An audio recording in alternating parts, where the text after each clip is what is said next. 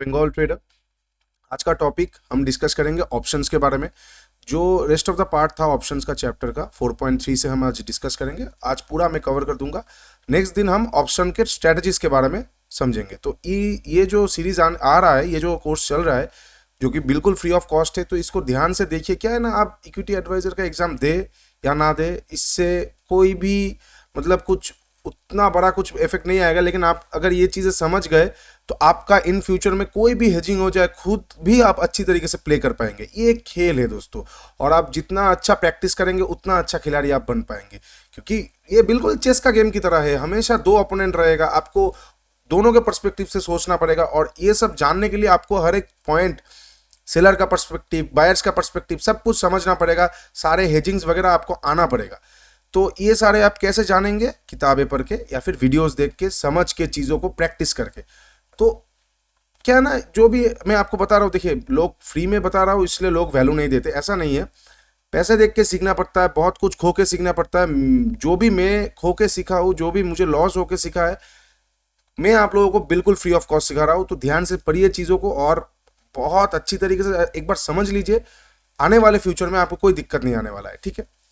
तो आज हम NISM 8 का नेक्स्ट वाला पार्ट ऑप्शंस का, जो कि 4 नंबर चैप्टर है, उसके 4.3 वाले पैरा से हम पढ़ना चालू करते हैं, ठीक है। Basic of option pricing and option Greeks. और एक बात दोस्तों, वीडियो को पूरा देखिए, स्किप करके मत देखिए। क्योंकि क्या होता है ना, हर एक चीज़ में अपने धुन पे समझाता हूँ आप लोगों को, तो मिडिल से देखेंगे फास्ट, हाँ ठीक है, थोड़ा सा फास्ट फॉरवर्ड करके स्पीड बढ़ा के देख सकते हैं, लेकिन स्किप मत कीजिए, पूरा देखिए। नहीं तो मिडिल में कुछ पार्ट मिस हो गया तो वो बहुत इंपॉर्टेंट हो जाएगा। और अगर आपके पास समय नहीं है तो जब समय हो तब 1 घंटा टाइम निकाल के देखिए, हड़बड़ी में मत देखिए। कोई भी चीज़ हड़बड़ी भी नहीं होता, ठीक है। हड़बड़ी करेंगे गड़बड़ी होगा।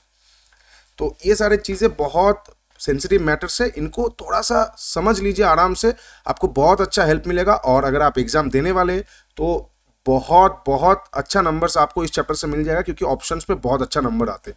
जैसे हमने पहले दिन डिस्कस किया था कि कौन से चैप्टर्स में कितना वेटेज है। ऑप्शन में एक अच्छा खासा वेटेज है, 15 से 19 नंबर, जितना मुझे याद है। शायद 2 नंबर इधर उधर हो सकता है, ठीक है। तो लास्ट तक वीडियो को देखिए और चलिए स्टार्ट करते हैं, ठीक है। Basic of option pricing and option Greeks. हम आज ऑप्शन ग्रीक्स के बारे में सारा डाउट क्लियर कर देंगे। ऑप्शन ग्रीक्स जो होता है, हम लोग पूछते हैं ना, डेल्टा, गामा, बीटा, थीटा, रो, वेगा, जो भी है ऑप्शन ग्रीक्स, सब कुछ आज क्लियर कर दूंगा। तो साथ बने रहिए और ध्यान से देखिए, ठीक है। या पहले हम बुक का एक बार लैंग्वेज पढ़ लेते हैं। Option pricing fundamental. Option pricing का फंडामेंटल्स क्या है, ठीक है। ये वाला हमने एग्जाम्पल पहले दिन ही पिछला वाला पार्ट पे डिस्कस कर लिया था। अगर नहीं देखा तो आई बटन पे जाइए, मैं वहाँ पे दे रहा हूँ, एक बार देख लीजिए। उसका ही ये कंटिन्यूशन पार्ट है। तो ये एग्जाम्पल का ही एक चीज़ यहाँ पे समझा रहा है। यहाँ पे उतना कुछ लिखा नहीं है, आप एक बार रीडिंग पढ़ सकते हैं, ठीक है। यहाँ पे लिखा हुआ है कि ITM, ATM और OTM, ठीक है, जो मैंने आप लोगों को समझा दिया। इन the money, eight the money, out of the money. In the money मतलब जो भी आप अगर कॉल ऑप्शन लेंगे तो जो चीज़ हो चुका होगा वो इन द मनी है, जो हो रहा है वो एट द मनी है, और जो होने वाला है वो आउट ऑफ द मनी है। और सेम चीज़ पुट ऑप्शन में भी हो चुका है, होने वाला है और हो रहा है, ठीक है। जैसे कि अगर आप कॉल ऑप्शन ले है 100 रुपये का, तो 90 रुपये हो गया, क्योंकि अगर वो 100 पे जा रहा है तो 90 होके जा रहा है। आपका व्यू बुलिश है, तो जब हो गया है 90, वो इन द मनी हो गया। 100 अभी ये हो रहा है, ये इन एट द मनी हो गया। और 110 ये होने वाला है, ये आउट ऑफ द मनी हो गया। सेम चीज अगर आप पुट ऑप्शन ले रहे तो आप ऊपर से नीचे आ रहे हैं, आपका व्यू नीचे की तरफ है, तो 110 ये हो चुका है, इसीलिए ये इन द मनी है। सेम चीज 100 रुपये ये हो रहा है, ये एट द मनी है। और 90 रुपये आपका जो व्यू है, ये होने वाला है, ये आउट ऑफ द मनी है, ठीक है। जितना भी डिस्टेंस बढ़ेगा आपके स्ट्राइक प्राइस से, आपका स्पॉट प्राइस से आपके व्यू की तरफ, वो out of the money, eight the money, in the money रहेगा, ठीक है। ये चीज़ें बहुत सिंपल वे में मैंने समझा दिया। बहुत कॉम्प्लिकेशंस में भी मैं समझा सकता था, ये सबसे सिंपलेस्ट वे है, ठीक है। ओके, यहाँ पे लिखा है time value of an option in turn depends upon how much time is remaining for the option to expire and how volatile is the underlying. मतलब क्या हो गया, टाइम वैल्यू क्या हो गया? टाइम वैल्यू जैसे हमने पहले दिन भी डिस्कस किया था, ऑप्शन या फिर मेनली ऑप्शन ही, माफ कीजिएगा, ऑप्शन जितना एक्सपायरी की तरफ जाएगा उसका वैल्यू उतना घटता रहेगा, क्योंकि एक टाइम वैल्यू रहता है। मान लीजिए आप सुबह निकले घर से, आपको जाना है दिल्ली, जाना है आपको, तो आपके पास 5 दिन समय है, आप इजीली अपना रास्ता तय कर पाएंगे, तो वो आपके लिए आसान बन जाएगा। लेकिन आप 1 दिन बचा है, आपका दिल्ली जाना शायद उतना इजी नहीं रहेगा कंपेयर टू 5 दिन, इसीलिए आपका प्रोबेबिलिटी ऑफ रीचिंग दिल्ली बहुत कम हो जाएगा। इसीलिए आपका टाइम वैल्यू बहुत बहुत कम हो जाता है। सेम चीज ऑप्शंस में भी है। अगर आपको लग रहा है कि एक स्टॉक 100 रुपये जाएगा, आज वो 80 रुपये पे है और एक्सपायर होने में वो वाला कॉन्ट्रैक्ट 1 महीना है, तो उसका वैल्यू ज्यादा रहेगा क्योंकि 1 महीने में 80 से 100 पॉसिबिलिटीज बहुत हाई है। सेम चीज अगर एक दिन बचा है एक्सपायर होने का और आज है 80 रुपये और आपको लग रहा है एक दिन में 100 जाएगा, उसका प्रोबेबिलिटी बहुत कम हो जाता है। इसीलिए ऑप्शंस जितना एक्सपायर की तरफ जाएगा उसका वैल्यू उतना घटेगा क्योंकि वो उतना रिस्की हो जाएगा। जितना दिन घटता जाएगा उतना उसका प्रोबेबिलिटी भी घटता जाएगा उसके प्राइस तक पहुंचने का। ठीक है, ये हो गया हमारा टाइम वैल्यू। अच्छा, there are 5 fundamental parameters on which option price depends. 5 parameter के ऊपर ऑप्शन प्राइस डिपेंड करता है। क्या क्या है? Spot price of the underlying asset, मतलब क्या हो गया? Spot price of the underlying asset वो वाला चीज जिसके ऊपर ऑप्शन बेस्ड है। अगर आपको स्टॉक का ऑप्शन ले रहा है तो वो स्टॉक अंडरलाइंग एसेट हो गया उस ऑप्शन का। अगर आप निफ्टी का ऑप्शन ले रहे हैं तो निफ्टी हो गया अंडरलाइंग एसेट, बैंक निफ्टी हो गया अंडरलाइंग एसेट, फिन निफ्टी हो गया अंडरलाइंग एसेट। जो भी आप चीज ले रहे हैं, जिसका ऑप्शन ले रहे हैं, वो उसका अंडरलाइंग एसेट का ऑप्शन है। ठीक, तो उस स्पॉट प्राइस के ऊपर ऑप्शन का प्राइस आएगा। जैसे कि मान लीजिए अगर 100 रुपए का स्टॉक है, आपको लग रहा है वो 110 जाएगा, तो 110 वाला ऑप्शन का प्राइस उसी हिसाब से आएगा। ठीक है, तो ये एक बहुत मेन फैक्टर है। Strike price of the option, मतलब आपको लग रहा है 100 से 200 हो जाएगा 1 महीने में, तो आपको प्रीमियम बहुत कम देना पड़ेगा क्योंकि ये पॉसिबिलिटीज बहुत कम है। लेकिन 100 से 105 हो जाएगा 2 महीने में, तो आपको ज्यादा प्रीमियम देना पड़ेगा क्योंकि इसका पॉसिबिलिटीज बहुत हाई है। तो स्ट्राइक प्राइस, जो भी आपका प्राइस लग रहा है, स्ट्राइक प्राइस मतलब मैंने पिछले वीडियो में भी समझा दिया, फिर भी एक बार बता देता हूँ। स्पॉट प्राइस हो गया जो हमारा अंडरलाइंग एसेट का प्राइस चल रहा है। स्ट्राइक प्राइस, जो प्राइस पे आपको ऑप्शन लेना है, वो कॉल ऑप्शन हो भले या पुट ऑप्शन। ठीक है, ये तो हो गया। Volatility of the underlying asset price, मतलब अगर आप जैसे कि आईटीसी हो गया, ठीक है, आईआरसीटीसी हो गया, इनका बहुत कम वॉलेटाइल काउंटर से, ये बहुत लो बीटा स्टॉक से, ये उतना ज्यादा हिलता नहीं, लेकिन मार्केट पे जो जब हिलेगा तभी मिलेगा, ये एक कहावत है। तो वॉलेटिलिटी जितना बढ़ेगा मार्केट में, ऑप्शन का प्राइस उतना बढ़ेगा। ठीक है, टाइम टू एक्सपायरेशन, जो मैंने आप लोगों को बताया कि जितना पास जाएगा, नजदीक जाएगा एक्सपायरी का, उतना उसका प्रीमियम घटेगा क्योंकि एक्सपायर होने के में ज्यादा टाइम नहीं रहेगा, तो उसका प्रोबेबिलिटी भी ज्यादा ज्यादा घट जाएगा। और अपना इंटरेस्ट रेट के ऊपर डायरेक्टली ऑप्शन प्रोपोर्शनल है। वो कैसे, मैं नीचे आप लोगों को बताता हूँ। ठीक है, this factors effect premium price of option, European भी अमेरिकन भी। हम अभी यूरोपियन की बात कर रहे हैं, अमेरिकन के बारे में हम बात नहीं करेंगे क्योंकि वो इररिलेवेंट है हमारे लिए। Okay, spot price of underlying asset, ये क्या है? ये यहाँ पे यही लिखा हुआ है, आप एक बार रीडिंग पढ़ लीजिए। Option premium is affected by the price movement in the underlying instrument, मतलब आप अगर 100 रुपये स्टॉक का चयन करते हो, आप पिक करते हो 100 रुपये वाला स्टॉक, आपको लग रहा है 105 जाएगा, तो आपने एक 105 का कॉल ऑप्शन सपोज 10 रुपये में खरीद लिया, तो अब वो स्टॉक 100 से 102-3 जाएगा तभी ना आपका ऑप्शन का प्रीमियम बढ़ेगा। ये तो डायरेक्टली प्रोपोर्शनल है ना, डायरेक्टली कनेक्टेड है। तो इसीलिए ऑप्शन का प्राइस हमेशा अंडरलाइंग एसेट के स्पॉट प्राइस के साथ, आपका मूवमेंट के साथ वो फ्लक्चुएट करता है। ठीक है, यहाँ पे यही लिखा हुआ है, आप एक बार पढ़ लीजिए। Strike price, if all the other factors remain constant but the strike price of option increases, intrinsic value of the call option will decrease and hence its value will also decrease। ठीक है, इसका मतलब क्या हो गया, एक बार ध्यान से पढ़िए इस चीज को। if all other factors remain constant, मतलब जितना भी ऑप्शन का ज्यादा से ज्यादा बाहर सारा फैक्टर्स है, जैसे कि टाइम डीके हो गया, डेल्टा, गामा, आपका रो इंटरेस्ट रेट हो गया, आपका सब कुछ कांस्टेंट रख देते, कुछ नहीं हिल रहा है, और आपका जो स्ट्राइक प्राइस है वो ऑप्शन का बढ़ रहा है, तो intrinsic value of the call option will decrease, hence it's value will also decrease. मतलब 100 रुपये वाला स्टॉक है, आपको लग रहा है 105 जाएगा, तो शायद आपको 10 रुपये प्रीमियम देना पड़े। अगर 110 का आप स्ट्राइक प्राइस लेंगे तो शायद आपको 5 रुपये वाला प्रीमियम देना पड़े। 120 का स्ट्राइक प्राइस लेंगे तो आपको 2 रुपये प्रीमियम देना पड़े। क्यों? सब कुछ एक जगह पे अपनी जगह है, जितना उसका स्ट्राइक प्राइस बढ़ेगा या घटेगा, दूर जाता रहेगा उससे। और कॉल ऑप्शन पे जैसे ऊपर की तरफ, कॉल ऑप्शन पे ऊपर की तरफ और पुट ऑप्शन पे नीचे की तरफ, तो उतना उसका प्रोबेबिलिटी घटता रहेगा। मतलब 100 से 105 पॉसिबल है, इजीली पॉसिबल है। 100 से 120 कम पॉसिबल है, 100 से 150 और ज्यादा कम पॉसिबल है। तो जो कम पॉसिबल है उसके लिए आपको कम पेमेंट करना पड़ेगा क्योंकि उसका पॉसिबिलिटी कम हो रहा है। मैं अगर आपको एक चीज बेच रहा हूं तो मैं तो पॉसिबिलिटीज के ऊपर ही बेस करके बेच रहा हूं ना, मैं तो जुआ खेलने यहाँ नहीं आओ, ये प्योरली बिजनेस है।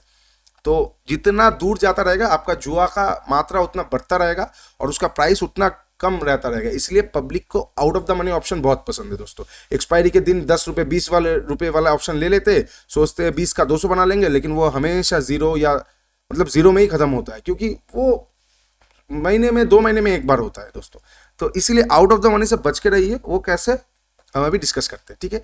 ये स्ट्राइक प्राइस के बारे में लिखा हुआ है, एक बार पढ़ लीजिए, ठीक है। नेक्स्ट है volatility, magnitude of movement in the underlying assets price, मतलब कितना तेज ये मूवमेंट करता है। मैग्नीट्यूड मतलब होता है ना, मैग्नीट्यूड क्या होता है, जितना वॉल्केनो आता है, भूमिकंप मतलब आई मीन जो भी अर्थक्वेक आता है तो उसका एक मैग्नीट्यूड होता है, कितना तेजी उसने शेक किया है। तो वॉलेटिलिटी भी सेम है, कितना वो हिल रहा है, उसके ऊपर अंडरलाइंग एसेट के प्राइस कितना तेजी से हिल रहा है, उसके ऊपर ऑप्शन का प्राइसिंग आता है। जैसे बैंक निफ्टी ज्यादा वॉलेटाइल है, इसलिए बैंक निफ्टी का आप देखेंगे 100 रुपए वाला ऑप्शन झटके से 180 मार के फिर 90 आ गया, लेकिन निफ्टी का आप देखेंगे 100 रुपए वाला 100 रुपए वाला ऑप्शन 140 जाएगा, फिर धीरे धीरे 120 आएगा, मतलब उसका निफ्टी का वॉलेटिलिटी कम है, वेयरएज बैंक निफ्टी ज्यादा वॉलेटाइल है। सेम चीज यहाँ पे वही लिखा हुआ है, आप एक बार रीडिंग पढ़ लीजिए। Lower volatility equal to lower premium, higher volatility equal to higher premium. Budget के दिन ऑप्शन का प्रीमियम इतना ज्यादा क्यों रहता है, क्योंकि इंडिया विक्स बहुत हाई रहता है, वॉलेटाइल बहुत, मार्केट ज्यादा वॉलेटाइल रहता है, इसलिए ऑप्शन का प्रीमियम भी हाई हो रहता है। और कोई भी न्यूज बेसिस मार्केट नहीं है, एकदम शांत मार्केट है, तो वहां पे आप देखेंगे ऑप्शन आपको 250 रुपए में इन द मनी मिल जा रहा है, तो उसका मतलब क्या है, वॉलेटिलिटी बहुत कम है, ऑप्शन का प्राइस भी कम है, क्योंकि वहां का 250 रुपए वाला ऑप्शन 1000 पे नहीं जाएगा, वो शायद 400 तक ही जाए। लेकिन जब बजट का टाइम आता है, जब कोई न्यूज बेस आता है, तब ऑप्शन का वॉलेटाइल बहुत ज्यादा रहता है अंडरलाइंग एसेट, तब 300 रुपए वाला 1200 भी जा सकता है, इसलिए उसका प्रीमियम भी हाई रहता है, ठीक है। ओके, टाइम टू एक्सपायरेशन यहाँ पे वही लिखा हुआ है कि जितना, देखिए यहाँ पे एक बार इसका भी एक बार लैंग्वेज पढ़ लेते। Longer the maturity of the option greater is the uncertainty and hence the higher premium, मतलब जितना समय है ऑप्शंस के पास एक्सपायर होने का, वो कुछ भी कर सकता है, वो बोलते हैं ना, उस स्त्री वो कुछ भी कर सकता है, वो ऑप्शन भी जा सकता है, इसलिए उसका प्रीमियम ज्यादा रहता है। लेकिन जितना कम एक्सपायरी का टाइम रहेगा, तो वो एक लिमिट तक ही जाएगा, आप कितना तेजी से आप जा पाएंगे। 100 से 200 एक दिन में पॉसिबल है, नॉट पॉसिबल। 100 से 200 एक महीने में पॉसिबल है, मे बी पॉसिबल। 100 से 200 एक साल में पॉसिबल है, 100% पॉसिबल। तो जितना अनसर्टेनिटी कमेगा उतना प्रीमियम घटेगा, और जितना अनसर्टेनिटी बढ़ेगा उतना प्रीमियम बढ़ेगा, ठीक है। ये एक्सपायरेशन वाला पॉइंट है, तो जितना एक्सपायरी के पास जाएगा ऑप्शन, उतना उसका प्रीमियम घटता रहेगा। ये एक बार रीडिंग पढ़ लीजिए। इंटरेस्ट रेट, इंटरेस्ट रेट क्या होता है, जब भी इंटरेस्ट रेट बढ़ता है, जैसे कि कॉल ऑप्शन में, यहाँ पे सिंपल वे में देखिए, higher interest rates will result in increase in the value of call option and decrease in the value of put option. बस आप इतना याद रखिए, जब भी इंटरेस्ट रेट बढ़ेगा तब कॉल ऑप्शन का प्रीमियम बढ़ेगा और पुट ऑप्शन का प्रीमियम घटेगा, ठीक है। एकदम सिंपल वे में बता दिया। जब भी मार्केट में इंटरेस्ट रेट हाइक होगा, तब कॉल ऑप्शन का प्रीमियम बढ़ जाएगा और पुट ऑप्शन का प्रीमियम घट जाएगा। ओके, ऑप्शन प्राइसिंग मॉडल्स क्या है, यहाँ पे 2 ही मॉडल होता है ऑप्शन प्राइसिंग में, एक होता है बाइनोमियल प्राइसिंग मॉडल और एक होता है आपका ब्लैक एंड स्कोल्स मॉडल, ठीक है। हम बाइनोमियल प्राइसिंग मॉडल के बारे में उतना बात नहीं करेंगे, क्योंकि ये यूज होता ही नहीं है, बहुत कम होता है। और ये मतलब देखिए यहाँ पे लिखा हुआ है, develop by William Sharpe in the 1978, it has proved over time to time most flexible, intuitive and popular approach to option pricing. लेकिन ये यूज नहीं होता है, ठीक है, क्योंकि एक फिक्स रेट पे यूज होता है। तो ये यहाँ पे बहुत सारे खमियां हैं, क्योंकि ये एक फिक्स रेट पे यूज होता है, तो मार्केट में कभी जब अनसर्टेनिटी आ जाता है, तो ये ऑप्शंस मतलब एग्जैक्टली अपने वे में काम नहीं कर पाता है, इसलिए ये मेथड को मेनली यूज नहीं किया जाता है। एक्यूरेट मॉडल तो है, लेकिन एक हद तक, तो इसीलिए मेनली जो यूज किया जाता है वो है ब्लैक एंड स्कोल्स मॉडल, ठीक है। इसी के ऊपर बेस किया हुआ सारा यूरोपियन ऑप्शन है, ठीक है। तो ये मॉडल में क्या क्या चीजें हैं आप एक बार देख लीजिए, तो आपको बहुत मजा आएगा। एक बार आप रीडिंग पढ़ लीजिए, ये डेट बहुत इंपॉर्टेंट है, 1973 by Fischer Black and Myron Scholes. इन दोनों ने मिलकर the Black and Scholes model बनाया था, ठीक है। ये इसका यहाँ पे एक कैलकुलेशन दिया हुआ है, तो ये उतना इंपॉर्टेंट नहीं है, ये बहुत डीप कैलकुलेशन है। हम बस ग्रीक्स के बारे में बात करेंगे, क्योंकि यहाँ अब अगर मैं आपको ये समझाना चाहूँगा, मैं खुद भी उतना नहीं समझता ये वाला चीज़, ठीक है, क्योंकि ये एक स्टैटिस्टिकल मैथमेटिक्स का हो गया। इसमें मार्केट में एक्चुअल वैल्यू में उतना काम नहीं आता है, क्योंकि देखिए आपके पास अभी टेक्नोलॉजी, आप ऑप्शन का प्राइसिंग के बारे में ढूंढने जाएंगे तो आपको ऑप्शन ग्रीक कैलकुलेटर मिल जाएगा, तो आप इतना दिमाग यहाँ पे ना लगा के कुछ और जगह पे लगाइए, जो आपका ट्रेडिंग सिस्टम, ट्रेडिंग साइकोलॉजी आपका प्रोबेबिलिटी बढ़ा दे, ठीक है। तो इसको भूल जाइए, ऑप्शन ग्रीक्स के बारे में अभी बात करते हैं, ठीक है। ऑप्शन ग्रीक्स बहुत सारे होते हैं। ऑप्शन ग्रीक्स में जो मेन होता है वो है delta, gamma, theta, vega and rho, ये 5 ही होता है मेन, मतलब माफ कीजिएगा ये 5 ही होता है। तो ऑप्शन ग्रीक्स इन 5 के ऊपर ही बेस करके होता है। तो इन 5 के बारे में हम अभी एक बार बात कर लेते हैं। इन 5 को मिला के ही ऑप्शन का ग्रीक्स बनता है, ठीक है। ओके, डेल्टा क्या होता है? डेल्टा होता है एकदम बेसिक या स्टार्ट वाला जो ऑप्शन ग्रीक होता है। डेल्टा मतलब हो गया 1 रुपए आपका स्टॉक या इंडेक्स बढ़ेगा तो आपका ऑप्शन कितना बढ़ेगा, एकदम सिंपल वे में। एक तो बढ़ने का तो एक रेशियो या कैलकुलेशन तो रहेगा कि अगर 1 रुपए आपका स्टॉक या आपका इंडेक्स बढ़ रहा है तो आपका ऑप्शन कितना रुपए बढ़ेगा, एक तो निर्धारित एक चीज होगा, उसे ही डेल्टा कहते हैं। जितना ऑप्शन का डेल्टा रहेगा उतना ही वो बढ़ेगा या घटेगा। एक सिंपल कैलकुलेशन होता है 0.5 का। एट द मनी जो भी कॉल ऑप्शन या पुट ऑप्शन रहता है उनका डेल्टा 0.5 रहता है। मतलब 1 रुपए आपका स्टॉक या आपका इंडेक्स बढ़ेगा तो 0.5 आपका ऑप्शन प्रीमियम घटेगा या बढ़ेगा, ये एट द मनी है। इसका बहुत लंबा एक नीचे एग्जाम्पल आपको मिल जाएगा, मैं बस आपको बताया कि डेल्टा मतलब हो गया 1 रुपए आपका ऑप्शन बढ़ेगा या घटेगा तो आपका, माफ कीजिए, 1 रुपए आपका अंडरलाइंग एसेट का प्राइस बढ़ेगा या घटेगा तो आपका ऑप्शन का प्राइस कितना रुपए बढ़ेगा, यही यहाँ पे लिखा हुआ है। Most important Greek is option delta. Given a small change in the price of underlying asset, मतलब थोड़ा सा भी अगर एसेट में चेंज आता है तो कितना परसेंट ये बढ़ेगा या घटेगा, ठीक है।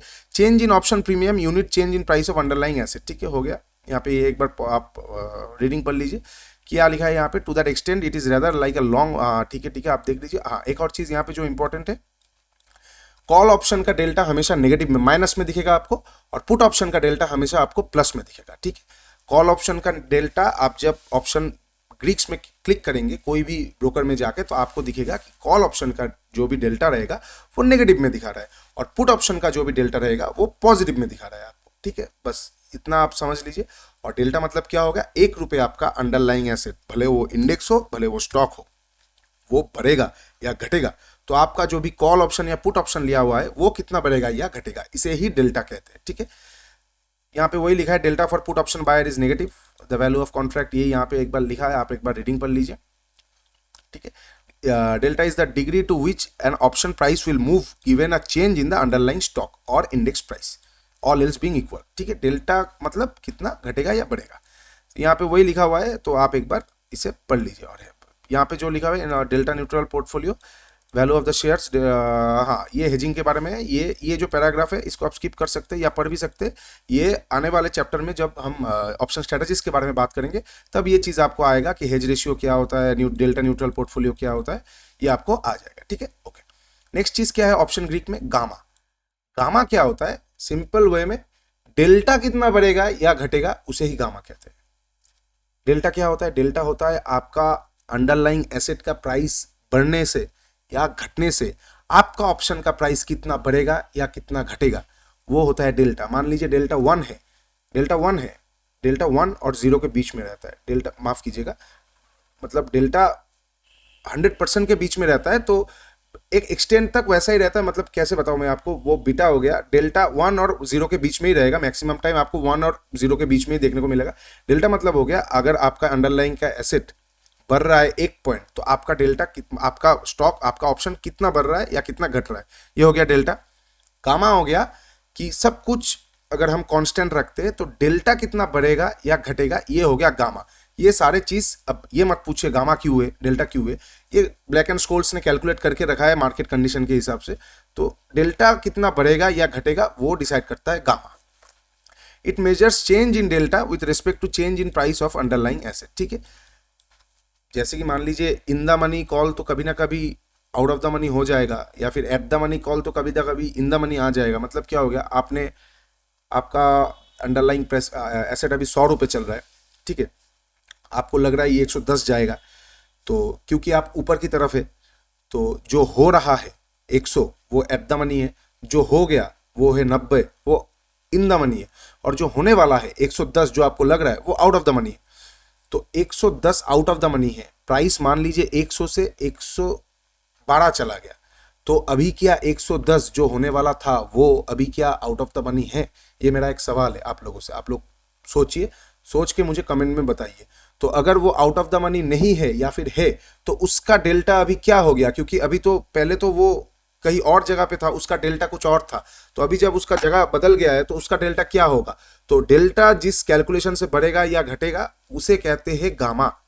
गामा मतलब जिस कैलकुलेशन से डेल्टा बढ़ेगा या घटेगा, ठीक है। यहाँ पे वही लिखा है, आप एक बार ये भी पढ़ लीजिए। थीटा क्या होता है? सिंपल सा चीज है, थीटा मेजर करता है टाइम टू एक्सपायरेशन, मतलब it is a measure of an option sensitivity to time decay, मतलब जितना टाइम बचता है थीटा के हिसाब से। मान लीजिए थीटा आपका -230 है, मतलब किसी चीज का थीटा अगर -230 है तो एक दिन जितना दिन बीतेगा तो उसका 230 पॉइंट नेगेटिव होता रहेगा। 230 तो रहता नहीं, मैं बस बता रहा हूँ। मान लीजिए थीटा आपका -50 है, तो मान लीजिए आपका ऑप्शन अभी चल रहा है 50 रुपये, 50 तो नहीं 500 रुपये, सब कुछ छोड़ देते हैं, वो सारा दिन वो 500 में ही घूमता रहा, वो 500 में ही क्लोज हुआ, तो कल का दिन का उसका प्राइस ऑटोमेटिक 450 आ जाएगा, क्योंकि एक दिन बीत गया। तो इसे ही कहते हैं थीटा। थीटा जितना बड़ा रहेगा, जितना बढ़ेगा उतना टाइम डीके ज्यादा है, क्योंकि थीटा अगर -100 रहेगा तो आपका ऑप्शन कुछ ना करके 100 रुपये घट जाएगा नेक्स्ट दिन। थीटा अगर -10 रहेगा तो सिर्फ 10 रुपये घटेगा। तो ये चीज आपको देखना पड़ेगा। Change in an option premium time to expiry जो होता है थीटा, ये आप एक बार रीडिंग पढ़ लीजिए। सेम चीज वही लिखा है यहाँ पे, आपको एक बार खुद रीडिंग पढ़ना पड़ेगा कुछ टेक्निकल टर्म्स के लिए। मैं आपको मेन कॉन्सेप्ट समझा रहा हूँ, ग्रास रूट लेवल से मैं आपको एकदम आपका जो रूट है वो स्ट्रॉन्ग करने की कोशिश कर रहा हूँ। ओके, थीटा हो गया जो टाइम डिके होता है, कितना एक दिन बीतने के बाद कितना आपका ऑप्शन का प्रीमियम घटेगा, ये हो गया थीटा। थीटा हमेशा कभी पॉजिटिव नहीं रहेगा, क्योंकि थीटा घटेगा ही घटेगा जितना टाइम जाएगा एक्सपायरी। कभी ऐसा नहीं होगा कि एक्सपायरी के थीटा आपका पॉजिटिव दिखेगा, ये हो ही नहीं सकता। थीटा हमेशा नेगेटिव आता है। तो अगर ये क्वेश्चन आ गया, is there a possibility of being theta positive? Absolutely no, ठीक है। ओके, तो थीटा हो गया, गामा हो गया, डेल्टा हो गया। अभी हो गया हमारा वेगा। वेगा क्या है? वॉलेटिलिटी चेंज पे कितना प्राइस आपका मूव करेगा, ठीक है। This is a measure of sensitivity of an option price changes in market volatility. It is the change of an option premium for a given change, typically 1% in the underlying volatility. Vega मतलब हो गया India VIX अगर बढ़ेगा, जो India VIX का जो रहता है ना, इंडिया विक्स बढ़ेगा तो आपका ऑप्शन का प्राइस कितना बढ़ेगा या घटेगा। वॉलेटिलिटी जितना बढ़ेगा या घटेगा तो आपका ऑप्शन का प्राइस उस हिसाब से कितना बढ़ेगा या घटेगा वो वेगा डिसाइड करता है। मान लीजिए अभी इंडिया विक्स चल रहा है 15 और इस किसी का उसका वेगा है मान लीजिए पॉजिटिव में +25, तो अगर वॉलेटिलिटी हमेशा ये 1% से मेजर करता है। अगर 15 से इंडिया विक्स 15 से 18 हो गया तो तीन रुपये बढ़ा, तो आप अभी कैलकुलेट कीजिए 15 से 18 मतलब लगभग 3 रुपये बढ़ा है, तो 3 रुपये मतलब 2% इंडिया विक्स बढ़ा है, तो 2% में आपका वेगा है 25, तो 1% में 25 बढ़ेगा, 2% में 50 बढ़ेगा। कुछ ना करते हुए आपका ऑप्शन का प्रीमियम 50 रुपये बढ़ गया। क्यों? क्योंकि वॉलेटिलिटी बढ़ गया। और वॉलेटिलिटी जब बढ़ता है, हमने पहले डिस्कस किया कि ऑप्शन का प्रीमियम बढ़ता है, क्योंकि तभी 300 रुपये वाला 1000 भी जा सकता है। तो अगर आपने पिछला दिन लिया है और अगले दिन वॉलेटिलिटी बढ़ गया तो आपका ऑप्शन का प्रीमियम ऑटोमेटिक बढ़ जाएगा, ठीक है। तो ये चीज इंपॉर्टेंट रहता है ऑप्शन ग्रीक्स के बारे में। क्या क्या हो गया हमने कवर कर लिया। डेल्टा कितना मूव करेगा आपका ऑप्शन प्राइस मूव करेगा, तो गामा डेल्टा कितना मूव करेगा, ठीक है। थीटा टाइम डीके, वेगा ऑप्शन का वॉलेटिलिटी बढ़ेगा तो कितना बढ़ेगा, ठीक है। और लास्ट में आता है रो। रो मतलब हो गया आपका एक इंटरेस्ट रेट बनने से आपका ऑप्शन का प्राइस कितना घटेगा या बढ़ेगा, यही होता है रो। इसमें और डिस्कस करने की कुछ है नहीं। तो ये 5 मेनली होता है ऑप्शन ग्रीक्स। ये आप लोग समझ गए। कोई भी डाउट है, कोई भी शंका है तो आइए नीचे कमेंट पे जरूर बताइए क्या प्रॉब्लम है। लास्ट दिन एक बंदे ने पूछा था कि हेजिंग के बारे में, बहुत अच्छा लगा मुझे। जब सवाल आता है तब मेरा भी मन में बहुत, देखिए जितना इंटरेक्शन बढ़ेगा, नहीं तो मुझे भी बोर हो जाएगा। मैं यहाँ पे 100 वीडियो बना दूंगा, आप लोगों में से कोई भी इंटरेक्शन नहीं आएगा। आप लोग समझ भी रहे हो या बस देख रहे हो वीडियो, कुछ भी कोई सजेशंस कुछ भी हो तो बता दीजिए मुझे भी बहुत अच्छा लगेगा, ठीक है।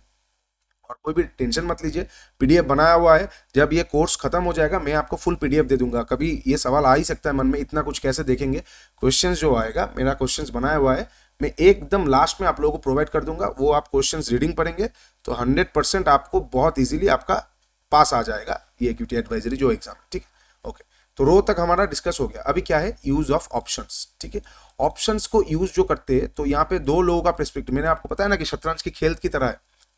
ये खेल है, 2 लोग खेल रहे, आप बेच रहे तो मैं खरीद रहा हूं, मैं बेच रहा हूं तो आप खरीद रहे। हम दोनों का पर्सपेक्टिव अलग है, हम दोनों का कुछ अलग अलग सोचना है ना। मुझे लग रहा है मार्केट अभी बेचना चाहिए तो मैं बेच रहा हूं, आपको लग रहा है अभी खरीदना चाहिए तो आप खरीद रहे। तो ये जो पर्सपेक्टिव चेंज ऑफ पर्सपेक्टिव्स है, तो ये क्या होता है ऑप्शन ट्रेडर्स के बारे में, ये अभी हम डिस्कस करते हैं, ठीक है। ये पैरा आप लोग एक बार पढ़ लीजिए। यहाँ पे वही लिखा है क्या क्या पर्सपेक्टिव होना चाहिए इन the money at the money में। अच्छा ठीक है, फॉर एटीएम ऑप्शन जो मैंने आपको बोला जो हो रहा है at the money option, the uncertainty is highest as compare to in the money और out of the money option. ये लाइन का मतलब समझ रहे हैं आप लोग।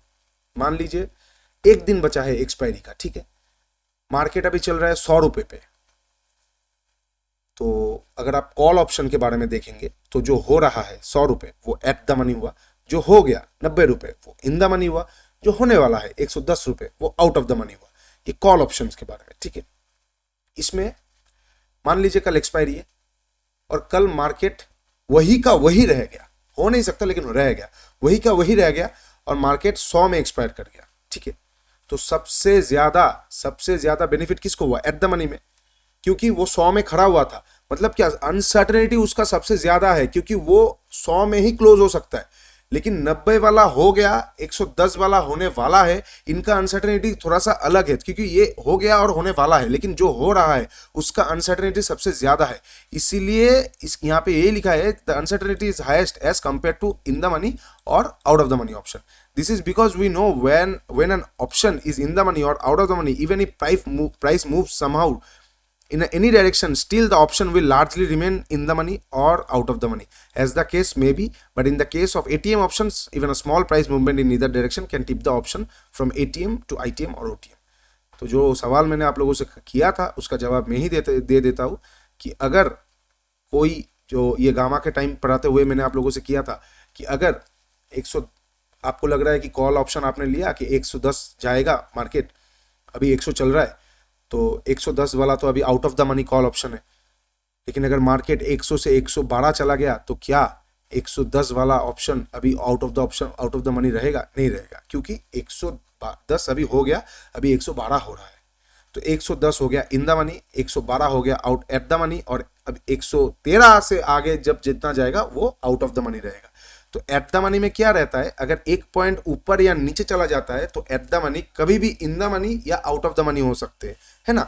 112 अभी हो रहा है, सडनली प्राइस अगर 113 चला जाएगा तो 112 वाला जो स्ट्राइक प्राइस का ऑप्शन है वो सडनली इन द मनी आ जाएगा क्योंकि वो हो गया। और अगर 112 से प्राइस 111 चला जाएगा तो सडनली वो आउट ऑफ द मनी हो जाएगा क्योंकि वो अभी फिर से होने वाला है ना। तो मतलब एक सिंपल सा इक्वेशन है। इसीलिए एट द मनी में अनसर्टेनिटी सबसे ज्यादा रहता है। एट द मनी कभी भी आउट ऑफ द मनी भी हो सकता है, इन द मनी भी हो सकता है।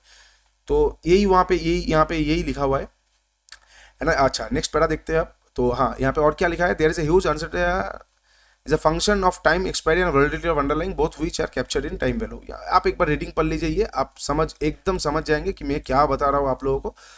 और out of the money, in the money और एट द मनी में सबसे बेनिफिशियल एक टिप्स देता हूँ, एट द मनी ही होता है हमेशा और हमेशा, क्योंकि उसका प्रोबेबिलिटी सबसे ज्यादा रहता है।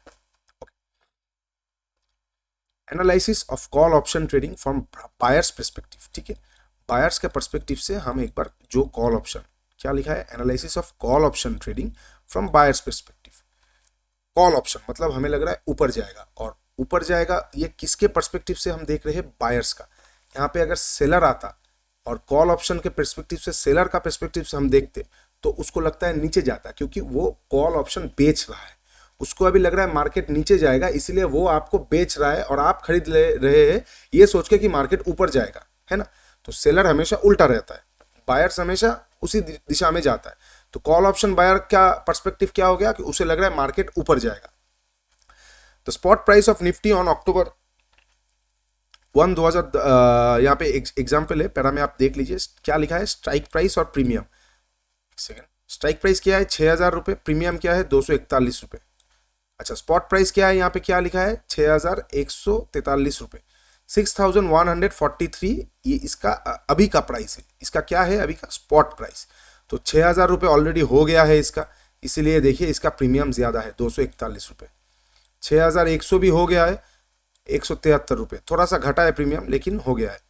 6200 ये होने वाला है, इसका प्रीमियम और कम हो गया 118 रुपए। और 6300 ये भी होने वाला है, इसका प्रीमियम और घट गया 74 रुपए पे, ठीक है। इसी तरह से ऑप्शन का प्राइस आता है, जितना आउट ऑफ द मनी जाएंगे उतना प्रीमियम घटेगा, ठीक है। The 6000 strike is deep in the money. अच्छा हाँ, इन द मनी और आउट ऑफ द मनी में जितना आप डीप जाएंगे उसी के साथ, बस डीप ये वर्ड आप ऐड कर दीजिए।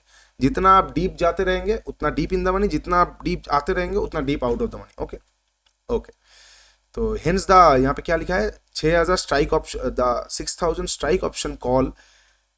Strike call option is deep in the money and has a intrinsic value of 6143 minus 6000 is equal to 143। समझ गए इसमें क्या लिखा है? इंट्रिंसिक वैल्यू मैंने आप लोगों को बताया था कि इंट्रिंसिक वैल्यू क्या है। स्पॉट प्राइस कॉल ऑप्शन के बारे में हम पहले बता रहे हैं। Spot price minus strike price minus time value. Spot price minus strike price ही जो आएगा वही इंट्रिंसिक वैल्यू आ जाएगा। टाइम वैल्यू को घटा देंगे तो वो भी उसी तरह से आ जाएगा, तो आपको टाइम वैल्यू भी मिल जाएगा। स्पॉट कॉल ऑप्शन के बारे में spot minus strike is equal to intrinsic value. ठीक है, यहाँ पे स्पॉट प्राइस क्या है 6143 और स्ट्राइक प्राइस क्या है 6000, तो इसका इंट्रिंसिक वैल्यू क्या है 143। ठीक है, इंट्रिंसिक वैल्यू मतलब कितना पे वो क्लोज कर रहा है, कितना उसका एक्चुअल वैल्यू होना चाहिए। अगर हर एक चीज हम फैक्टर हम कांस्टेंट रखते हैं, क्योंकि क्या होता है ना, ये तो मैं आपको जो वैल्यू बता रहा हूँ ये एक्सपायरी का वैल्यू है। एक्सपायर्ड हो गया उसके बाद कौन सा वैल्यू में क्लोज करेगा, लेकिन यही अगर एक्सपायरी के 2 दिन पहले होता, देखिए इसका इंट्रिंसिक वैल्यू क्या है 143, लेकिन ये कितने में मिल रहा है 241 रुपए। क्यों? क्योंकि इसके साथ अभी टाइम वैल्यू भी जुड़ा हुआ है। ठीक है, इसके साथ अभी एक टाइम वैल्यू भी जुड़ा हुआ है, तो टाइम वैल्यू इंट्रिंसिक वैल्यू से बिल्कुल अलग रहता है। ठीक है, ये क्वेश्चन आएगा, कैसे आएगा नीचे हम जरूर डिस्कस करेंगे। इंट्रिंसिक वैल्यू हम कैसे डिस्कस करते हैं, कॉल ऑप्शन का हमेशा याद रखिए spot price minus strike price. Same चीज पुट ऑप्शन का strike price minus spot price, strike price minus spot price. ठीक है, ओके, वेरी ग्रेट। अभी हम थोड़ा सा और डिस्कस कर लेते हैं। 6000 जो कॉल ऑप्शन है 6000 स्ट्राइक प्राइस का, इसका इंट्रिंसिक वैल्यू क्या है 143। इसीलिए hence the option premium will always be least equal to his value. The remaining portion of the premium is time value. जो भी इसका रिमेनिंग पोर्शन है 241 माइनस 143, ये टाइम वैल्यू है। तो मतलब अगर ऑप्शन आपका एक जगह खड़ा रह गया तो आपको end of the day 98 rupees का लॉस होगा। क्यों? क्योंकि एक्सपायरी भी हो जाएगा, आपका इंट्रिंसिक वैल्यू पे एक्सपायर होगा, टाइम वैल्यू घट जाएगा, जीरो हो जाएगा। ये टाइम वैल्यू हमेशा जीरो हो जाएगा। सेम चीज 6300 का जो स्ट्राइक प्राइस है वो आउट ऑफ द मनी है, अभी तक हुआ नहीं, होने वाला है, तो इसलिए इसका इंट्रिंसिक वैल्यू कुछ नहीं है, इंट्रिंसिक वैल्यू जीरो है। क्योंकि अगर आप स्पॉट प्राइस अभी क्या है 6143, ठीक है, इसके साथ माइनस स्ट्राइक प्राइस क्या है 6300, माइनस करेंगे तो नेगेटिव में फिगर आएगा, और इंट्रिंसिक वैल्यू कभी नेगेटिव में नहीं होता है। ठीक है, वो जीरो से पॉजिटिव ही तक रहता है। ओके, तो यहाँ पे वही लिखा है, आप एक बार रीडिंग पढ़ लीजिए, आपको बहुत अच्छी तरह से समझ आएगा। ठीक है, यहाँ पे एक बार हम पे ऑफ चार्ट देख लेते हैं। पे ऑफ चार्ट में क्या लिखा है, यहाँ पे निफ्टी क्लोजिंग ऑन एक्सपायरी, आज एक्सपायरी है, निफ्टी कहाँ पे क्लोजिंग दे रहा है। ठीक है, ओके,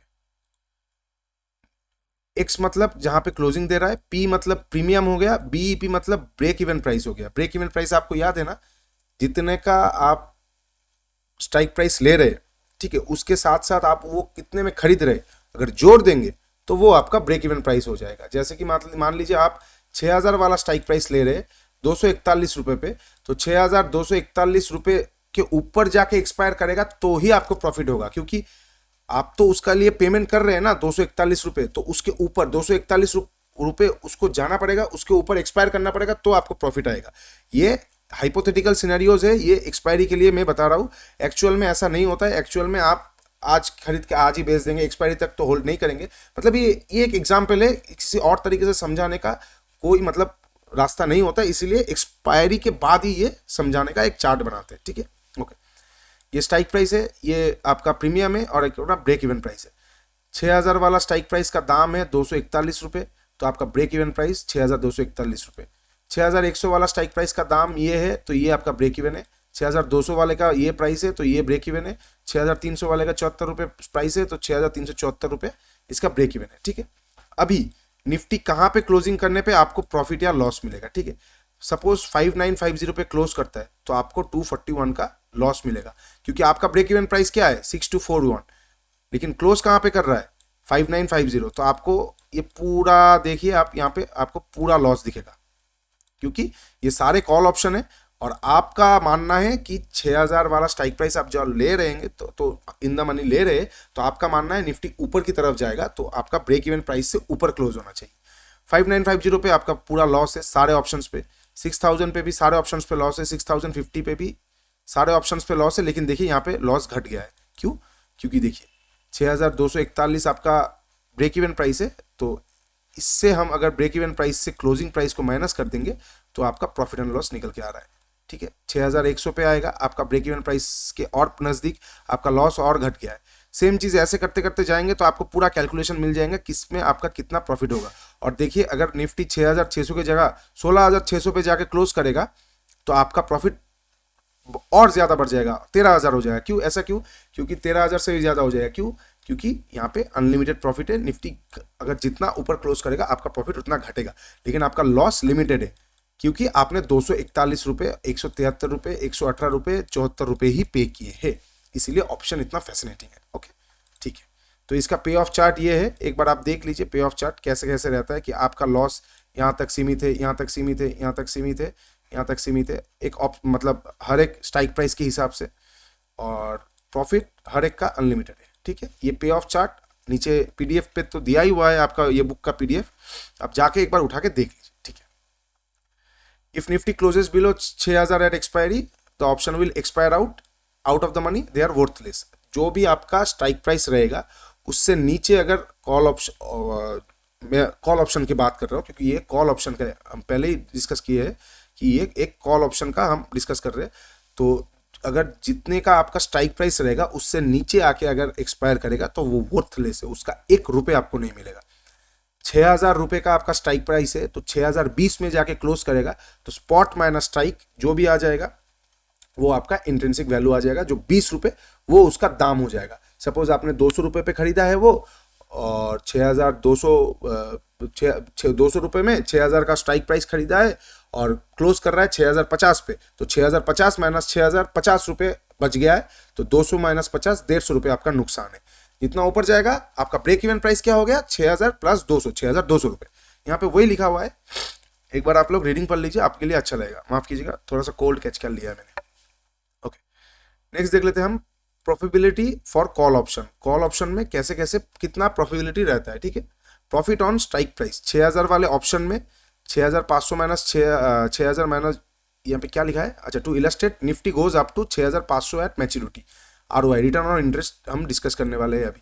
मान लीजिए निफ्टी 6500 में क्लोज कर रहा है, तो 6000 वाला जो आपका स्ट्राइक प्राइस है उसका प्राइस तो 500 रुपये में ही क्लोज हो रहा है, तो उसका प्राइस तो 500 ही रहेगा ना, क्योंकि 6500 में निफ्टी क्लोज कर रहा है, इसका स्पॉट प्राइस है और स्ट्राइक प्राइस है 6000 रुपये, तो इसका इंट्रिंसिक वैल्यू क्या हो गया? 500 रुपये। लेकिन आपने कितना पेमेंट किया है? 241 रुपये, तो कितना बच रहा है? 258 रुपये। ये हो गया आपका प्रॉफिट। तो इसमें कितना रिटर्न ऑन इन्वेस्टमेंट है? ये 258 डिवाइडेड बाई 241, 1.06 टाइम्स और 106%। सेम चीज़ 6100 का स्ट्राइक प्राइस से हम डिस्कस किए हैं, 6200, 6300, ये सारे कैलकुलेशन से एक बार देख लीजिए कितना में कितना परसेंट का रिटर्न मिल रहा है। ओके, ठीक है। अभी हम पर्सपेक्टिव देखेंगे सेलर ऑफ कॉल ऑप्शन का। ठीक है, वो क्या था? Buyers of call option. ये हमारा बायर्स का पर्सपेक्टिव था कि मार्केट जितना ऊपर जाएगा हमें उतना ज़्यादा प्रॉफिट मिलेगा, हमें उतना ज़्यादा से ज़्यादा आरओआई मिलेगा। अभी सेलर्स का क्या पर्सपेक्टिव रहता है? कहाँ गया? Call option seller has a neutral to bearish perspective regarding the underlying price. ये हमेशा याद रखिए, जो बायर होता है कॉल ऑप्शन का उसका पर्सपेक्टिव रहता है बुलिश, लेकिन जो सेलर होता है कॉल ऑप्शन का उसका पर्सपेक्टिव रहता है बेयरिश टू न्यूट्रल। ठीक है, क्यों न्यूट्रल रहता है? Bearish to neutral, simple example में अगर आप लोगों को समझाऊं, आपका कॉल ऑप्शन क्या है? अभी निफ्टी चल रहा है 100 रुपये, 1000 रुपये में। ठीक है, आपको लग रहा है ये 1050 में जाएगा, तो आपने 1050 वाला स्ट्राइक प्राइस का एक कॉल ऑप्शन उठा लिया है। कितने रुपए में उठाया आपने? 100 रुपये में। तो अगर निफ्टी 1060 में जाके क्लोज करेगा तो क्या आपको प्रॉफिट आएगा? नहीं आएगा, क्योंकि आपने तो 100 रुपये दे के उठाया।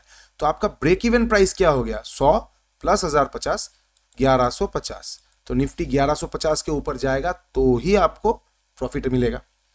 अभी सपोज निफ्टी, इसको मैं हटा देता हूं, सपोज निफ्टी 1200 पे जाके क्लोज किया है, तो इसका इंट्रिंसिक वैल्यू क्या हो गया? 1200 माइनस 1000, 200 रुपये। आपने कितना पेमेंट किया है? 100 रुपये। तो आपको कितना प्रॉफिट मिल रहा है? 100 रुपये। ठीक है, 1200 में जाके।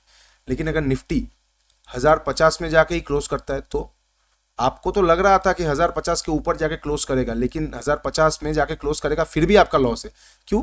क्योंकि आपका वहां पे टाइम डिके हुआ है। इंट्रिंसिक वैल्यू तो इसका 0 हो गया। 1051 होगा तो 1 होगा, 60 होगा तो 10 होगा, लेकिन आपने तो प्रीमियम दिया है 100 रुपए का, 100 रुपए का प्रीमियम देके आपने बाई किया है, तो बाकी का पैसा कहाँ गया?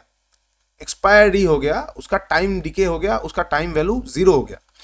इसीलिए कॉल ऑप्शन जो बायर्स होते हैं कॉल ऑप्शंस का, उनका वैल्यू बुलिश रहता है। मतलब मार्केट जितना ऊपर जाएगा उसका उनका धारणा यही होता है मार्केट ऊपर जाएगा, बहुत ऊपर जाएगा, ठीक है। लेकिन जो सेलर्स रहेगा उसका बियरिश टू न्यूट्रल रहता है। कैसे? उन्होंने बेच दिया, ठीक है, 100 रुपए उनके जेब में प्रीमियम आ गया, उन्होंने माल बेच दिया, आपने 100 रुपए में खरीदा, ठीक है। उन्होंने क्या बेचा है? हमने अभी अभी जो डिस्कस किया था 1050 वाला स्ट्राइक प्राइस, 1050 वाला स्ट्राइक प्राइस का कॉल ऑप्शन उन्होंने 100 रुपए पे बेच दिया, और आप ये बायर से इन्होंने 100 रुपए पे खरीदा। अभी निफ्टी जाके क्लोज किया है 1060 पे। आप तो सही है कि 1050 के ऊपर क्लोज कर दिया है निफ्टी, लेकिन इसका इंट्रिंसिक वैल्यू क्या हो गया? 1060। 1060 माइनस 1050 वाला जो स्ट्राइक प्राइस का था 10 रुपए, लेकिन उन्होंने कितने में बेचा है? 100 में। 90 रुपए कहाँ गया? उनके जेब में। कैसे? ये टाइम वैल्यू है 90 रुपए, और ये आपका लॉस हो गया। इसलिए मार्केट अगर खराब ही रहेगा ना, टाइम वैल्यू के वजह से सेलर्स जो होते हैं उनके पास बहुत पैसा जेब में आता है, ठीक है। उनका प्रॉफिट लिमिटेड होता है, लेकिन उनका प्रोबेबिलिटी ऑफ प्रॉफिट ज्यादा हाई रहता है, क्योंकि मार्केट अगर एक जगह पे भी खड़ा रहेगा तो उनको जो प्रीमियम गलने रहेगा। और जो बायर्स होते हैं उनके लिए मार्केट हमेशा ट्रेंडिंग रहना चाहिए, ठीक है। ये एक सिंपल सा चीज है। मैं आप लोगों को इतना मतलब तोड़ के बता रहा हूँ, जो कुछ भी नहीं जानते उनको भी पता चल जाए, लेकिन ये कोर्स उनके लिए नहीं है, ठीक है। तो बाकी समझदार है आप लोग, ये बोलने के मतलब मुझे और ज्यादा डीप जाने की जरूरत नहीं है। लेकिन जो लोग एकदम ने, दोस्तों प्लीज एक बार यूट्यूब में या फिर जीरोधा का एक वार्सिटी करके बुक आता है, एक बार रीडिंग पढ़िए, आपको बहुत हेल्प मिलेगा, ठीक है दोस्तों। ओके, चलिए, तो सेलर्स का जो मैंने आप लोगों को बताया पर्सपेक्टिव क्या है? बियरिश टू न्यूट्रल, ठीक है। अगर यहाँ पे वही लिखा हुआ है ब्रेक इवन प्राइस 6000 वाला स्ट्राइक प्राइस है, 241 पे उन्होंने बेचा है, तो उनका ब्रेक इवन प्राइस क्या हो गया? 6241 पे उन्होंने बेचा है, तो 6241 के ऊपर जाएगा तो उनको लॉस होगा। तो अगर 5950 पे वो लोग वहां पे क्लोज करेगा तो ये प्रॉफिट है, 6000 पे यही प्रॉफिट है, 6050 पे अभी प्रॉफिट घटने लगा, क्योंकि 6000 का स्ट्राइक प्राइस है और ये धीरे धीरे इन द मनी घुसता रहेगा। तो यहाँ पे यही पे ऑफ चार्ट है, एक बार आप लोग देख लीजिए, यहाँ पे सारा एग्जाम्पल दिया हुआ है, आप लोग एक बार रीडिंग पढ़ लीजिए, ठीक है। इनका डायग्राम क्या रहेगा? इनको एक लिमिटेड प्रॉफिट है, देखिए इनको एक लिमिटेड प्रॉफिट है, लेकिन लॉस अनलिमिटेड है, कुछ भी हो सकता है, ठीक है। ओके, नेक्स्ट पार्ट हम एक बार देख लेते हैं, analysis of put option trading from buyers perspective. Same चीज हमने call option trading, call option का बायर्स पर्सपेक्टिव से किया, अभी पुट ऑप्शन का जो है बायर्स पर्सपेक्टिव से करेंगे, ठीक है। यहाँ पे इतना सारा कुछ लिखा हुआ है, मैं डिटेल्स में नहीं जाऊंगा, बस सिंपल है। बायर्स के पर्सपेक्टिव से पुट ऑप्शन मतलब उनका धारणा है कि नीचे जाएगा मार्केट, तो मार्केट जितना नीचे जाता रहेगा उनका उतना प्रॉफिट बढ़ता रहेगा।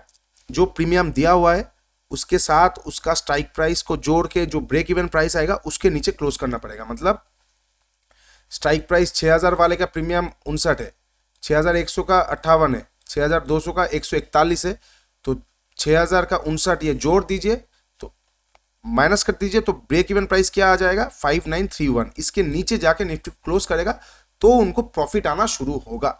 ये पुट ऑप्शन बायर्स का पर्सपेक्टिव रहता है, ठीक है। यहाँ पे यही लिखा है, आप लोग एक बार रीडिंग पढ़ लीजिए हर एक चीज। मतलब ये मैं समझाने जाऊंगा तो बहुत लंबा ऑलरेडी हो गया वीडियो, और लंबा हो जाएगा फिर, ठीक है।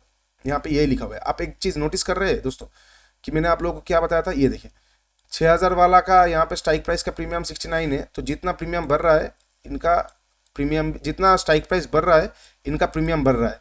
वेयरएज कॉल ऑप्शन में हम लोग क्या देखे थे? जितना स्ट्राइक प्राइस बढ़ रहा है प्रीमियम घट रहा है। क्यों?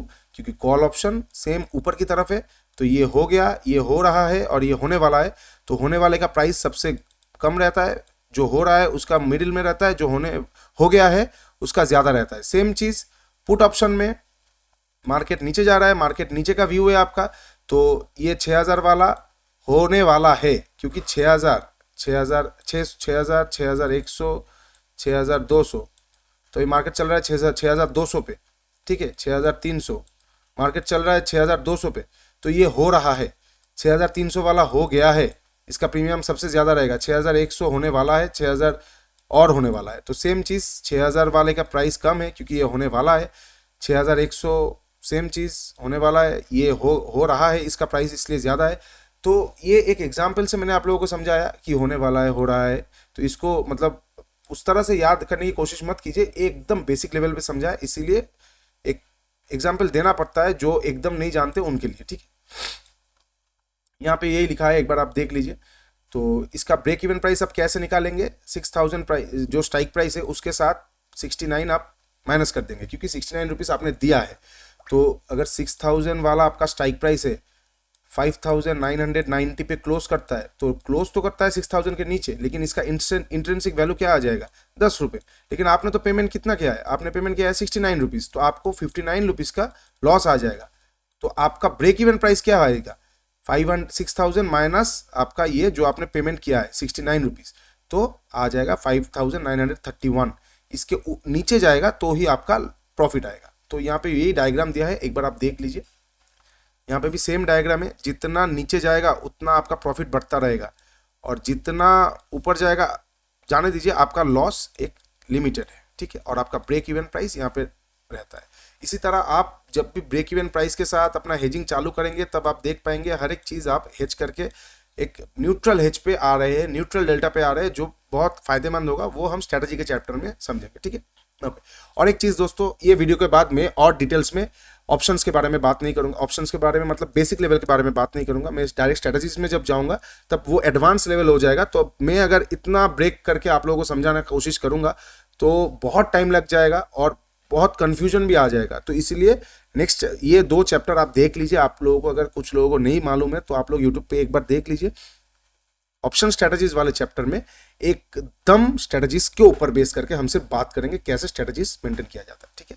और मैं ये बेस करके चलूंगा कि आप लोग सारे चीज ऑप्शंस का जानते हैं। ओके, यहाँ पे वही लिखा है कि किसमें कितना आरओआई है।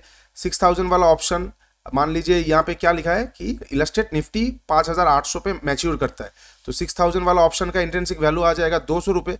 लेकिन आपने 69 रुपीज़ पेमेंट किया है, तो आपका प्रॉफिट सिर्फ 131 रुपये आएगा। तो 131 डिवाइड बाई 69, 189% आपका रिटर्न ऑन इन्वेस्टमेंट है। यहाँ पे यही लिखा हुआ है। सेम चीज़ यहाँ पे ये, अच्छा हाँ, यहाँ पे इतना तक ये लिखा हुआ है। अच्छा, यहाँ पे क्या लिखा है, सेलर ऑफ पुट ऑप्शन, इनके पर्सपेक्टिव से हम एक बार देख लेते हैं, ठीक है। अभी तक हम देख रहे थे पुट ऑप्शन के बायर्स के पर्सपेक्टिव से, अभी सेलर्स के पर्सपेक्टिव से एक बार हम देख लेते हैं। पुट ऑप्शन का सेलर का पर्सपेक्टिव क्या रहेगा, वो पुट नीचे का माल बेच रहा है, पुट ऑप्शन बेच रहा है, उसको लग रहा है कि मार्केट ऊपर जाएगा, इसलिए वो आपको बेच रहा है कि ताकि आप खरीदे कि मार्केट नीचे जाएगा, ठीक है। तो मार्केट जितना ऊपर जाएगा उसको तो उतना प्रॉफिट है ही लिमिटेड, लेकिन मार्केट एक जगह पे भी खड़ा रहेगा फिर भी उसको प्रॉफिट है। क्यों, वही टाइम वैल्यू, उसके पास क्या बोनस मिलता है उनको, टाइम वैल्यू। तो मार्केट अगर 6000 का स्ट्राइक प्राइस वो 69 पे बेच रहा है, और मार्केट अगर मान लीजिए 5980 पे भी क्लोज हुआ है, तो भी उनको प्रॉफिट मिलेगा। क्यों, क्योंकि इंट्रिंसिक वैल्यू 20 रुपये निकल के आएगा, 6000 माइनस 5980, 20 रुपये निकल के आएगा, ठीक है। और 20 में से उन्होंने कितने में बेचा है, 69, कवर कितने में कर रहे हैं, 20 में, तो 49 रुपीज़ उनका प्रॉफिट तो ऐसे ही हो गया। तो उनका ब्रेक इवन प्राइस क्या है, 5931, लेकिन उनका एक ही चीज़ है कि उनको 69 रुपीज़ ही मैक्सिमम प्रॉफिट मिलेगा जिसका उन्होंने प्रीमियम बेचा है। तो इसीलिए पुट ऑप्शन उनका भी सेम डायग्राम ही आ जाएगा, प्रॉफिट लिमिटेड है लेकिन लॉस अनलिमिटेड है, यहाँ पे यही लिखा हुआ है, ठीक है। तो ये आप एक बार फिर से रीडिंग पढ़ लीजिए, इसके बाद हम समरी एक बार देख रहे थे और चैप्टर को खत्म करते बहुत देर हो चुका है। Excuse me. From a trader's perspective, we may say that he has the choice of future of various expires and also options of various expires and various strikes. Depending upon his analysis of the 10 then existing market condition and his risk appetite, he can devise various strategies which we will see in the next chapter. ठीक है। अच्छा, summary बस यही लिखा है कि traders का perspective से बहुत सारे ऑप्शंस रहते हैं आपके पास। आपको अगर लग रहा है कि मार्केट ऊपर जाएगा तो आपने कॉल ऑप्शन खरीद लिया, मार्केट ऊपर जाए, जितना जा रहा है आपको लग रहा है अच्छा बजट आएगा, ऊपर जाएगा, आपने कॉल ऑप्शन खरीद लिया, जितना ऊपर जाएगा आपको उतना प्रॉफिट लगेगा। लेकिन आपको ये लग रहा है कि मार्केट नीचे नहीं आएगा, जो भी हो जाए, ऊपर जाए भले या ना जाए, नीचे नहीं आएगा, तो आप कॉल ऑप्शन अभी बाई नहीं कर रहे, आप अभी पुट ऑप्शन बेच रहे, ठीक है। आपने पुट ऑप्शन बेच दिया, मार्केट भले ही उस जगह पे रह जाए, थोड़ा बहुत ऊपर नीचे करे, लेकिन नीचे नहीं आया तो आपका पुट ऑप्शन का प्रीमियम आपके पास आ गया। सेम चीज, आपको लग रहा है मार्केट नीचे जाएगा तो आपने पुट ऑप्शन बाई कर लिया है, लेकिन आपको ऐसा लग रहा है कि मार्केट नीचे जाए या ना जाए, भले ही मार्केट ऊपर नहीं आएगा, तो आपने कॉल ऑप्शन बेच दिया। तो एक ट्रेडर्स के पर्सपेक्टिव से बहुत सारे ऑप्शंस खुल जाते हैं, ऑप्शन बेचने का, फ्यूचर लेने का, हेजिंग करने का, ठीक है, और स्ट्रेटजीज के बारे में और डिस्कस करने का। तो नेक्स्ट चैप्टर में हम स्ट्रेटजीज के बारे में डिस्कस करेंगे, मजा आएगा नेक्स्ट चैप्टर में। जो भी vertical spreads, horizontal spreads, bullish, bearish, बहुत सारे स्प्रेड्स रहते हैं, तो हम एक बार सारे डिस्कस कर लेंगे, ठीक। तो फिलहाल के लिए आज यही पे चैप्टर हम खत्म करते हैं। कोई भी क्वेश्चन है बेझिझक पूछिए कमेंट पे। कुछ भी अगर मेरे से गलती हो रहा है समझाने में, कोई स्टाइल या फिर कुछ चेंज करना है, स्लो बताना है, फास्ट बताना है, I am open to feedback दोस्तों। मैं हमेशा कहता हूँ ओपन टू फीडबैक। तो प्लीज़ इंटरेक्ट कीजिए, मुझे दिक्कत बताइए, क्या क्या प्रॉब्लम आ रहा है बताइए, ताकि मैं और ज़्यादा एफर्ट दे पाऊँ। इतना रात को भी वीडियो बना रहा हूँ, पूरा हालत ख़राब हो चुका है, फिर भी मैं ट्राई कर रहा हूँ आप लोगों के लिए सब कुछ देने का। तो भले उसके अगेंस्ट पे थोड़ा सा कोऑपरेशन दिखा दीजिए, बस, और कुछ नहीं है आपसे। तो मतलब वो खान सर ने बोला है ना कि यूट्यूब के वीडियो में आके ये करो वो करो, मैं ऐसा कुछ नहीं कर रहा हूँ, कुछ पैसा देने की ज़रूरत नहीं है। जैसे खान सर बोलते हैं, मैं क्वालिटी कंटेंट आप लोगों को डिलीवर करने की कोशिश कर रहा हूँ। इसके अगेंस्ट पे मैं चाहता हूँ कि मेरा ऑडियंस बढ़े, बस, और कुछ नहीं है, ठीक है। तो आज के लिए वीडियो यहीं पे ख़त्म करते। सवाल करने से पहले मत सोचिएगा। तो अगर वीडियो अच्छा लगा तो लाइक, शेयर और सब्सक्राइब करके ज़रूर जाइएगा। नीचे इंस्टाग्राम का लिंक दिया हुआ है, Instagram, Telegram, both links are in the below description. और एक चीज़, बेस्ट ब्रोकर का लिंक नीचे दिया हुआ है, शेयर खान का एस्प्रेसो, बढ़िया ब्रोकर है। एक बार जाके वो वाला वीडियो भी चेक कर लीजिए, लास्ट वाला वीडियो, जहाँ पे मैंने आप लोगों को बताया था कि वहाँ पे क्या क्या एक्स्ट्रा फैसिलिटीज़ है, और उसका एक स्टैंड अलोन वीडियो भी आ जाएगा नेक्स्ट वीडियो में। तो चलिए, take care, bye bye, good night. Next दिन ज़रूर प्रेजेंट रहिएगा, ये वीडियो ध्यान से देखिएगा, नेक्स्ट दिन वाला ऑप्शन ट्रेडिंग स्ट्रेटजीज, बहुत मज़ा आने वाला है। चलिए, बाय बाय, टेक केयर।